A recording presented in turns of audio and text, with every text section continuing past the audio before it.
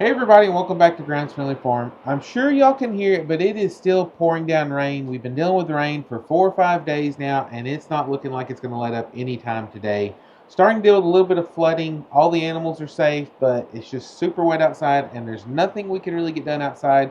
We do hit it during the dry spells and get the animals taken care of, but as for actually doing any outside projects, those are not going to happen. But we've got some inside stuff that's pretty exciting that we're ready to show y'all. Okay, let's see what we have in the incubator. If y'all remember, we had put some hatching eggs in here for kikirikis, which are Puerto Rican, like miniature bantam chickens, like pocket chicken is what they're called. Well, we put 6 eggs in there that we buy at the auction. Turns out only one was fertile. And it's been 21 days now. We have a neat little surprise. Oh, hi. Looky here. Oh, you're so small. Oh.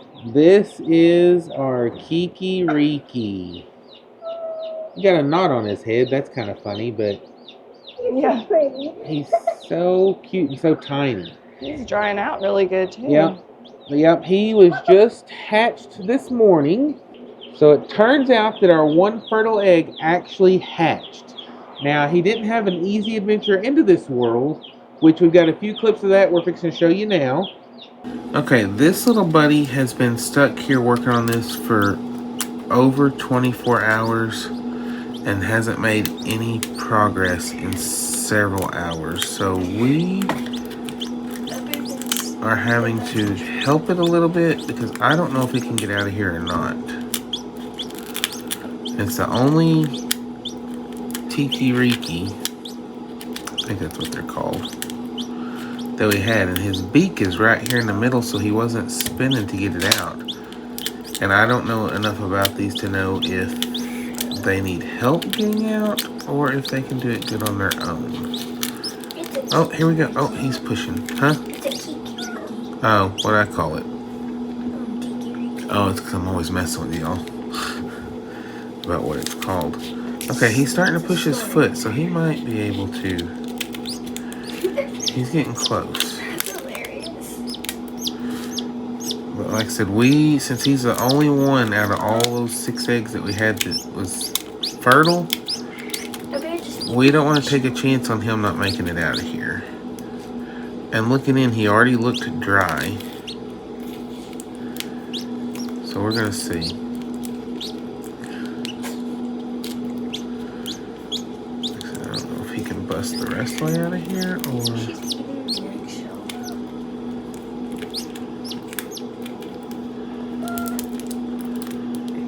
Its eggshell is confetti.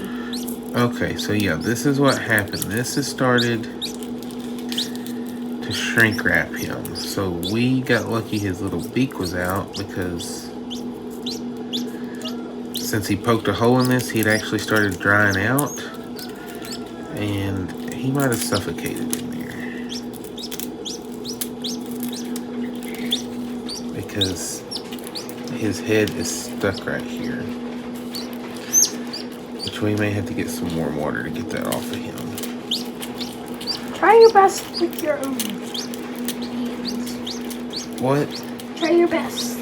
No, I'm saying that this stuff is shrink wrapped to him. And for him to get his head out, we need to moisten that up. We've got this, and we're just going to try to soften this stuff up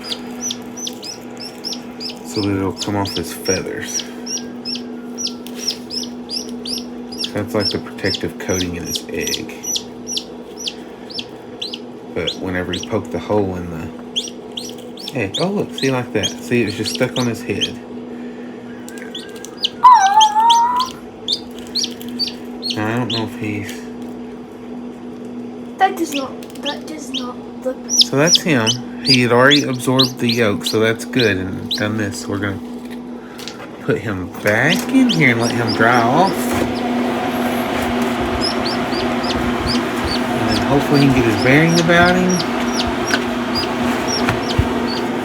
And then we'll check on him in a little bit. Okay, so you just saw his tough little entry into this world, but he looks like he's doing really great now. I'm not really sure about the little pop knot on his head, if that's part of it or not, but it's kind of crazy how it looks. But we were talking to somebody else who raises kikirikis, and they said whenever I told them we only had one fertile egg out of the batch that we bought, they're like, they do not do well alone. So they were like, if you have another small chicken or something that you can put with him, that would be best, because otherwise he may not make it. So luckily for us, we've got this little fella here, which is a lot bigger than this little guy, but they're going to be friends for now. We have our chicken, Broody Judy, who was sitting on some eggs, and it just so happens that the timeline worked out where this little guy was born a little bit before this guy. And so before Broody Judy had time to really bond with it and get attached and realize it would be missing, we swiped him away to be the Kikiriki's little friend. So hated to have to do that, but she ended up she had 4 eggs under her, 3 of them hatched out, and we swiped this one. She had another egg, but she kind of abandoned it because these were cold, so it may not actually hatch, but we decided to go ahead and get it, put it in the incubator too, just in case it happens to hatch out as well. We'll get another one, but she may have realized that one wasn't developing right or something, that's why she left it. Yeah. But she still has 2, so she still has her babies to take care of because she's being a really sweet mom. And then we've got this little guy to be friends. Look at those 2. Is that not... He's like, Mama, Mama.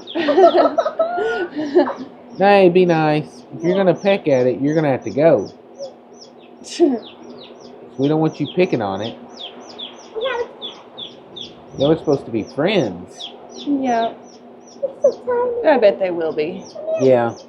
Just take a little bit. Yeah, it is a little bit bigger, but... Yeah. But once this guy gets dried out real good, we'll probably leave him in a few more hours. We're going to set up a little brooder inside here to put the 2 in. That way that they'll be good and warm and well taken care of. And safe from the kitty cats. Yep. Because, like I said, I'm not really sure how Broody Judy takes care of hers, but the other 2, they were hatching out a day at a time because I guess the way she laid them. And she's been taking really good care of all of them. Like the first one and second one are still doing well that she's got out there. So she's doing really good taking care of them. And I guess she's taking care of their feed and stuff like that. We've got some feed out for her, but it's like laying pellets. But they're really healthy, so I guess nature took over and is making sure that they're safe. But we've got to take care of these little guys because they don't have Broody Judy take care of them. And I don't know about putting that little bitty thing out there with her. Yeah. Because we don't want to take a chance of something happening since it's the only one we had hatch out of that batch. But super exciting that one actually hatched. I know. I can't believe it. I was really worried because last night it was not making a ton of progress, but it was still working hard. So that was the thing is we let it go as long as we could because he pipped yesterday morning and we left him, and then last night I was checking and he'd made just a little bit of progress. Well, the same progress he's at whenever I showed earlier. He was at that for hours, and so I checked him like at 3 o'clock in the morning. He was still the same. Then we got up this morning. He was still the same. I was like, it's been several hours, and he hasn't made any progress. So I'm glad I went ahead and checked because that, whatever that stuff is, the casing or whatever inside the egg had actually stuck to him, so he couldn't turn his head to chip himself the rest of the way out. So I was just glad he had a hole knocked in it where he had oxygen, and then we went ahead and got him saved this morning. Yeah. But as y'all remember, we also had some peacock eggs, and we're fixing to get ready to set those, and we purchased some other eggs that we're going to let you know what those are all about. They came in the mail, have a short little clip of how they were packaged up, and then we'll let you know what they are and get those put in the incubator as well. Okay, so we're going to get the peacock eggs set first. I bought these baskets. It was mainly for the emu eggs, but we don't have trays big enough for the peacock eggs, so this is what we're going to use for it. It has 4 little baskets that actually go in here, but I didn't realize that. I thought they just set in here, but you have to actually put screws and put them in here. And so since we're limited on time and we just have 3 now instead of just 1, they've actually kept laying. Every other day we've been getting 1, so we've got 3. And so I'm just going to use this 1 basket, and then I've got more of these trays. I'll put together a full one before we get ready to put more in and then just swap them out. But we're just ready to get these in because I got to go to work in a little bit, so we're going to pop these in real quick. Okay, so let's get this tray slid in here first. Yeah, I think that's going to work out fine. For these, this was the last one's born. We're just going to set them in this basket. And hopefully it'll all work the out. pressure will just hold them. Those things are so huge. I know. And you don't think whenever you're collecting them, you're like, well, they're probably about the same size as a turkey egg, but they are way bigger than a turkey egg, because turkey eggs will fit in those other trays. Yes, those are huge. So we got the peacocks in there. They're a 30-day, 28 to 30-day deal, so hopefully in a month we'll have some peacocks. But now we're going to show you the next thing that we bought. So these are the eggs that we have. They are Jubilee Orpingtons, and we also got some Tolbunt Polish, which are in here. I ordered 12. They actually sent 14. Really happy with that. They were packed really nicely. And on the Tolbunt, I ordered 9, and they sent 11. So they sent 2 extra of each one. Great. But I've got a little clip of me opening up the packaging so you can see how they sent them that we'll insert here. Okay, so we ordered some Jubilee Orpington and some Tolbunt Polish, I think that's how you say it, eggs from a place in Florida. They arrived today, and they all look pretty good here, but we're fixing to take them out, put them in egg cartons, and let them set for 12 to 24 hours, and then we're going to put them in the incubator. So now you can see how nicely they packed them, and they all made it without getting cracked or anything like that. So we're going to set these up. We're going to have to put them on the trays that we already have some eggs on because we are just running out of incubator room. Yeah. So on these, we're going to put these on the bottom. Let's see. Huh? Yes. Oh, wait, no, I'm sorry. I fibbed. I'm putting the other ones down there because this is the one I have more room on. Okay. That way we can space them out. But boy, that little tiki-riki or kiki-riki thing is loud down there. It sure is. I know it is. I know. He's I've messed with y'all way too much about it that I just forget what it's called now. Yeah, they've got a game back and forth where he calls it tiki-riki, and they correct him and everything. And She hears dinner in there. yeah. Abu is very interested. Abu needs to not be interested. Abu's our little friend in the shed right now. Yes. She's protector of the chickens. Protector of the chickens. Something like that. Kitty cats love to come in here and get out of the rain, so. Okay, so we got the 14 of those in there. I don't really like the way that's right on the edge. Yeah. I'll stick them back here just so they have a little more support. But these are our barnyard mix that are behind them, and so eventually those will actually come out first because they're about a week ahead of these, so whenever they go in the hatch box, that'll free up a little more room. But we're pretty much egg poor right now. Okay. These are the Tolbunt Polish. I'm excited about these because that's Which these look pretty crazy. And these are smaller eggs, so that's the reason I put them on this that has a tighter fit because there'll be plenty of room for them. And these are about a week ahead of those two because the ones we bought are from a week ago, so they'll go down in the hatched box before these are ready to and be hatched out. And that'll give us a little more room. We are going to have to fix up some little boxes of some sort so that we can keep all these separate whenever they hatch out. Yeah. And it may be that it's close enough that we can, but we may fix it where we turn off the automatic turns, and I may be able to take like these boxes and then fix a little top or something to go over them and let them actually hatch out on the different layers, but where they can't jump out. But that way we can keep all of our different color patterns separately. That's a good idea. We're going to get this closed up and let them continue to dry off, and then I've got to go to work, so I'm sure Kimberly's going to set up a little brooder box or something for them in here. Yes. That they can go in where they can have water, food, and a heat lamp. Yep. But we're going to let them continue to dry out for, I don't know, a few more hours. That way they're good and dry before they ever leave there. And hopefully with that, they'll be nice and safe and can grow up to be beautiful chickens. Yep. Like I said, the one chick is just going to be a barnyard mix, but the Kiki-Riki is pretty neat because, like I said, we were hoping that we'd get more out of that hatching batch, but I guess one's better than none.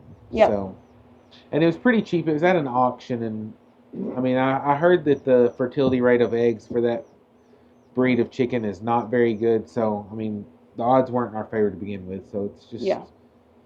like I said, it was super cheap what we got them for compared to what the birds actually sell for. So we're happy with that. Yep, it is what it is on that, but The thing is if we decide to do anything, we're probably going to wait till he gets a little older and find out if it's a rooster or a hen, and then we'll know what we need to buy to fix the other half of that match. yeah. Yeah. But we're going to get this thing set back on automatic. And I do realize I've had a problem with this. It's not turning exactly like it should. It is still turning, but the timing's off and it's not always turning the right way. I've got a part ordered for it. It hasn't come in yet, but so far so good, it's still working. But the manual turn works, so we can always do it manually and get them turned that way. But I just offset it one way, that way whenever it goes, I'll know. And we actually set a camera up in front of it, so the motion sensor goes off, so I know that it's actually turning, because I just want to make sure that they are working. But hopefully in about 2 weeks now on part of them, we'll have some more chicks. And then 3 weeks, these that we just put in will be in. And then 4 weeks, we'll have maybe some baby peacocks. Yay. So as the rain continues, we're fixing to transition to an episode of Kimberly in the kitchen. And she's going to show y'all something really neat that many of y'all have been asking about that she learned at the expo. And hopefully it'll help her and a lot of you that have some gut issues to solve that solution and have some good bread. So stick around to find out about that.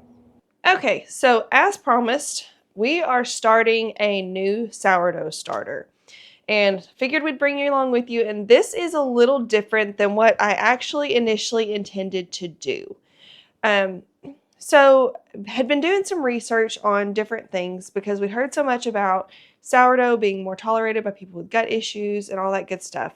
And while we were at the expo, I did have the opportunity to listen to and talk to David Stelzer with Azure Standard about, why that is and, if it would be a possibility for me to be able to actually eat regular bread or, use wheat, whatever. And his opinion on that, based on, a lot of research, was it could be possible.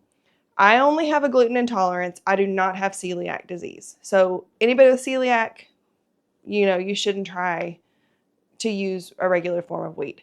His recommendation was to try using a more ancient grain, such as einkorn wheat, because it's never been hybridized. And there's only about 14 chromosomes in einkorn versus 42 in modern wheat. So it's a completely different animal than today's, typical wheat or flour that you would buy in the store. It has a lower gluten content, and the gluten is actually in a different form than in modern wheat as well. So another thing that he recommended was that if I want to try this route, to start with sourdough.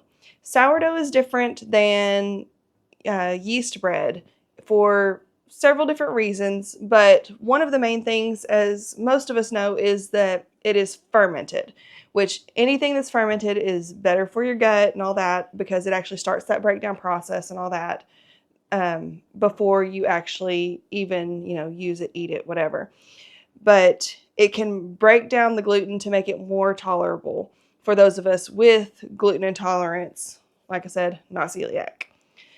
With bread, the reason, I guess, with yeast bread, from what I've been reading, is that with the yeast, it rises so quickly, it doesn't have a chance to do any of that breakdown or anything. And the way the sourdough ferments, how long it ferments, the longer it goes, the better it is as far as how much gluten it's broken down. So that's the route we're going to try. We're going to see if this works for me. I don't know for sure, but if so, then I can make bread that all 4 of us can eat, and that would be really, really cool. So we're going to start this starter today with einkorn wheat. At some point, if this works out, I'm going to start buying it in bulk, possibly, some point way down the road. Might worry about a grain mill or something, but that's not something in the cards right at this moment, especially with us not knowing what we're doing as far as if we're going to go with this or if we're going to have to do something else. But Kevin ordered some einkorn flour for me. It's 100% organic, So that way it's not been treated with anything and shouldn't have anything added to it. But it actually, on the package, it actually says the only wheat that was never hybridized, low gluten index. So that actually kind of shows you already that maybe this will work. Maybe this will work. We'll see. But what we have decided to do, I've never started a sourdough starter. Kevin has started a few, and he's actually baked some sourdough. So he helped me with this, but he had to go to work. So Abby and I are doing it right now. Okay, we're going to do a 1-to-1 ratio, and we're going to just start with 25 grams of each. Not very much, but we want to start small like that because every day you're going to discard half. So we're just going to do that because it will build over time. It'll definitely be growing a lot. So there's my 25 grams of water. Now I'm going to put this up here. I was kind of testing it earlier to see like what it looked like. All right, so now I got that tared out, and we're going to add the flour to this jar. It looks so cool. Just going to add time at a time, making sure I don't add any pressure to it while I do it. I don't want to overdo it, although it's easier to come back from than putting water on top of it or anything. So how many of those grams? We're in 25 grams of this one too. It's a 1-to-1 ratio because a 1-to-1 is actually easier to figure out. Good.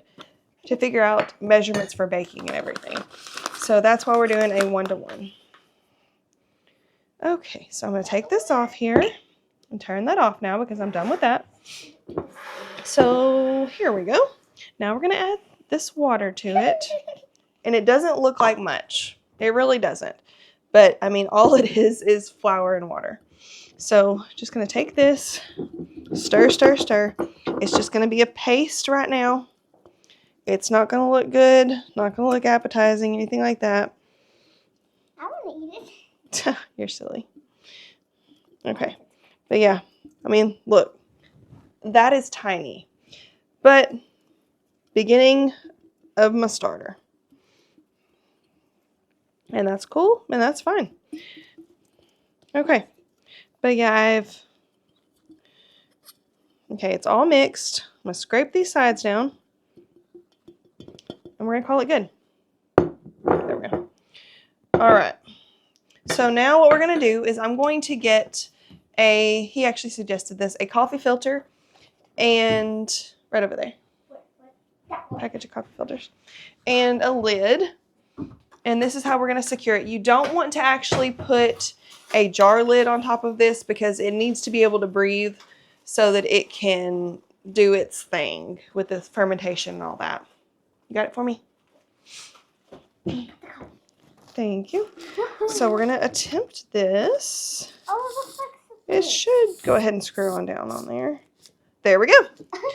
All right. Day 1 of the starter complete. Like I said, doesn't look like much of anything, and it isn't right now. But it's crazy to think that, you know, a couple weeks, we should be able to be making some bread. Yeah, and what we do with sourdough is we're going to feed it every day. Water and flour.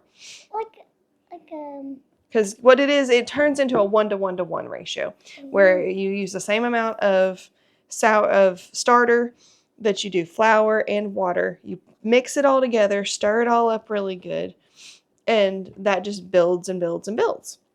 And you can make it more, you can make it less, all that good stuff. And after a certain point, the amount that you pull out of there to make it even, you can actually use that discard for, I mean, I've seen people do crackers, tortillas, I mean, all kinds of things. So it's really, really cool. But this is the first step on our journey. We're going to see how this plays out, and hopefully it's something I can tolerate. If not, I'll just make bread for them, and then I'll make another starter. But getting the hang of this and getting it started now, like I said, it'll be great practice anyway, no matter what. But I'm just really, really hoping that this works since, I mean, one of the things that they really talked about a lot was how back in the day, you didn't hear about intolerances. You didn't hear about all these gut issues that we have now, but all the grains were less processed, less hybridized, all that. So, I mean, it truly does make sense. And with us trying to take a more natural approach here on the farm with our family, all that, I think this will be good. I think it'd be good. So here's hoping that this works. And I'm definitely going to make sure that I let you guys follow along. I may actually be filming some a little bit every day and eventually put it all together. I don't know yet, to try to make a whole video about this sourdough process, because I think it'd be really cool to be able to see it from start to finish also. And maybe it'll help somebody else down the road. I'll try to give you updates along the way and maybe let you see how bubbly it gets and all that, because it's going to be exciting. Yeah, and this will be really good for the girls to get to see too. That way they can kind of watch the process of fermentation as well. Okay, so we're trying something different. Something I'd actually purchased, it's been a while. Whenever we initially were going to do our gluten-free starter and all that good stuff. This machine right here is supposed to help keep the sourdough at a correct, stable temperature, whether it gets cold, whether it gets hot, anything like that in the house. That way it can grow to its optimum level, is what it says. So I had to look up the settings because the book wasn't really terribly clear about what that was, but it said about 78 is optimal for growth of the sourdough. So what I did, it actually has 2 trays in it. So I pulled this one out here, and I mean, you can't even really feel anything right now, but we'll see. And it's not supposed to, I mean, it won't be terribly warm since it's only 78, but it'll at least keep it leveled out. Our house, we leave it 67, 68, maybe up to 70, but we don't ever go like higher than that because it's just uncomfortable for all of us. In the summertime, I mean, we don't go below like 71, 72. So, but if 78 is optimal, then that's still too low for the sourdough to actually grow the way it should. So I'm going to get my jar. I thought it was a fridge. Yeah, she thought it was a mini fridge at first. What? But we're just going to slide it in there. Perfect. It fits perfect in there. And we're just going to shut the door and leave it to do its thing for a day. Then tomorrow, what we'll do is we'll pull it out. We'll discard half. And we will feed it again with water and flour. And we're just going to continue to do that every day. Over here behind me, I figured I'd just tell you what's for supper while we're, at it. But I have made some veggie soup. And all that I do with this is a bag of mixed vegetables, frozen mixed vegetables from, actually I get them at Walmart because I don't have the fresh ones right now. And then I do a pound of ground beef, and then I do 2 big cans of tomato sauce, and I used a big can of diced tomatoes and filled the rest up with water and put some salt and pepper in there. That is literally all that is in my veggie soup. And it's my favorite. Yep. The girls love it. And I do it on the stovetop sometimes if I don't have very much time, but crock pot works better for me because it doesn't try to stick. And I mean, you can literally set it and forget it and just stir it every, couple of hours and it's fine. It's almost 1 o'clock now. I've had it going for about 30 minutes or so.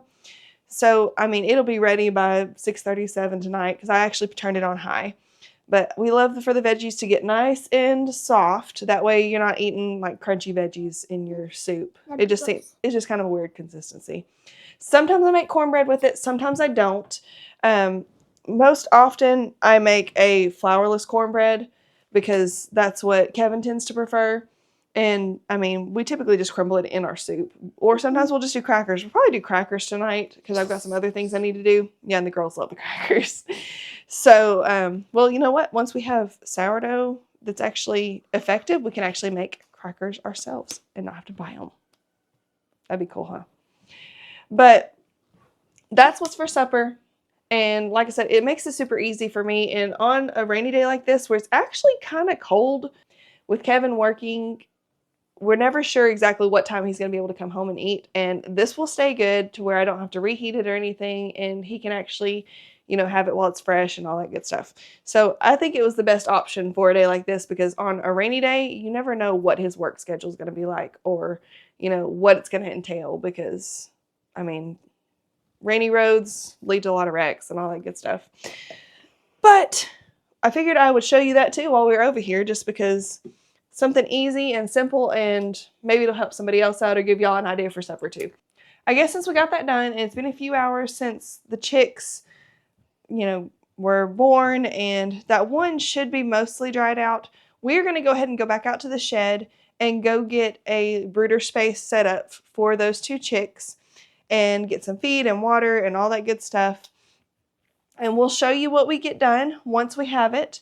That way you can see where they are going to be living for the next little bit. So we are welcoming them to their new home. A little bit right here. We are going to go ahead and dip their beaks in the water. I already did him. Okay, you already did the bigger one. She was a little nervous about the little one, so we didn't do that. But Itty Bitty has dried off and is doing well. They're already over here trying to find the feed, so that's a good thing. And they'll get it all figured out. We want to kind of move some of these shavings over here a little bit thicker by the food. That way they can get in there a little better. I don't think you eat the shavings. No, I don't think but there we go. Now it can get over to the food a little bit better. But yeah, there's the water and they're in the chick starter. And on the water, we did go ahead and put rocks in it to decrease the likelihood of something being able to drown or anything like that, because we would not want that to happen after all this work of helping these babies along. We wouldn't want something terrible to happen like that. We'll monitor behavior, but I mean, even chicks kind of have they kind of have to get used to each other and all that good stuff too. Oh yeah. Whenever they told me this one hatched, I thought it was going to be like the other ones. Yeah, it is so pretty. Like I said, like we said before, these will be barnyard mix. I do have a heat lamp on, and we did go ahead and kick the cats out of this shed, but we will still put a screen over the top of this just to ensure, in case somebody slips in, that they can't get themselves a little bite for supper. But I think this is going to work out pretty good. It's perfect size, not too big, not too small. Still put their food and water in here. And yeah, you will be all right. You just don't know what to think. I don't know what about that knot on your head, but maybe that's just part of the way they're made. I don't know. We'll see though. Oh, it's getting sleepy sitting there in the heat. So I guess the heat lamp's good. Yeah, it feels nice in here. It's cold outside, but it's definitely warm in this brooder box. So it's going to be perfect for these guys. And as much as the girls will probably be out here messing with them, I'm sure these are going to be some very friendly chicks. Here, if you're hungry, there's some feed right there. Yeah. Yeah, you see it? And this food and water will probably last them a long time, but we'll make sure we change it routinely, whether it needs it or not, just to be safe. You are the beautiful, tiniest chicken I've ever seen. Yeah, y'all are super cute. Look, he's smaller than a bantam baby. Yeah. But he's tiny. He's about the size of a bantam, but he's got that, I don't know, that head thing's kind of weird, but we'll keep an eye on it. We'll keep an eye on it. But I'm just glad we were able to get this done, and it took some running back and forth in the rain to go find everything. The water container, and then had to go fill it up, which we did put apple cider vinegar in the water, because we always do that with ours for first couple of fill-ups of water with our new chicks, just to give them the best head start we possibly can. Oh, yep, already climbing all over everything. Yeah, they're so tiny. Yeah, it's friendly too. It likes your hand, doesn't it? Yeah, there's a reason that we put that water in there. I don't put those rocks in there all the time with all the chicks, but with these little bitty tiny ones, you definitely want to, because you almost need like a quail water container instead of this, as tiny as they are. But I don't know where our quail waterers are, do you? No. But this should work. Should be next best thing. in a little while, if I do find the quail water, I'll replace it with that because it's very small and, hey, right up there. Oh. It's right there. Hang on. We just found the quail water.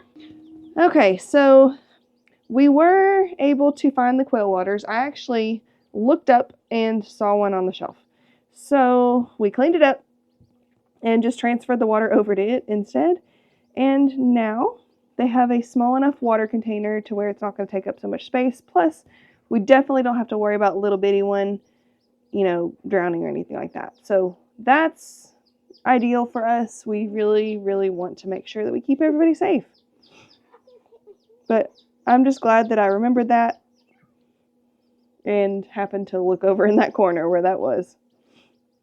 But I think we're going to go ahead and get these guys covered up and let them just get used to their new little home, kind of adjust to everything, and then we'll come back and check on them in a little while, and we'll kind of keep you updated on how everybody's making it. I think this one's enjoying the heat. I'm sure they'll eat in a little while, but it's been a long day. It's been a long 24 hours for that little guy because, he started hatching yesterday morning, so it took quite a while. You're good, baby. You're good. Hey, you're all right. You're all right. It's not stuck. It just wanted a safe spot. Oh, you feel good right there. That's your safe spot. All right, well, we're going to leave them alone, get them covered up, and like I said, we'll keep you updated. Well, I guess we have a few minutes break from the rain, so it's kind of nice. Came out of the shed, even though it was pouring down rain when we went out there. It's just barely drizzling now, so we'll probably run out and take care of animals really quick. But we hope you guys enjoyed this video. Rainy day video, a little bit different than normal, but it's a nice change of pace, and we're super excited about these babies and hope everybody does well. And also this new sourdough venture. That's something I've been wanting to try for a long time, and I just really, really hope that this pans out. But hope you guys enjoyed this video. Please like and subscribe, and we will catch you next time at Grounds Family Farm. Bye, guys. Bye.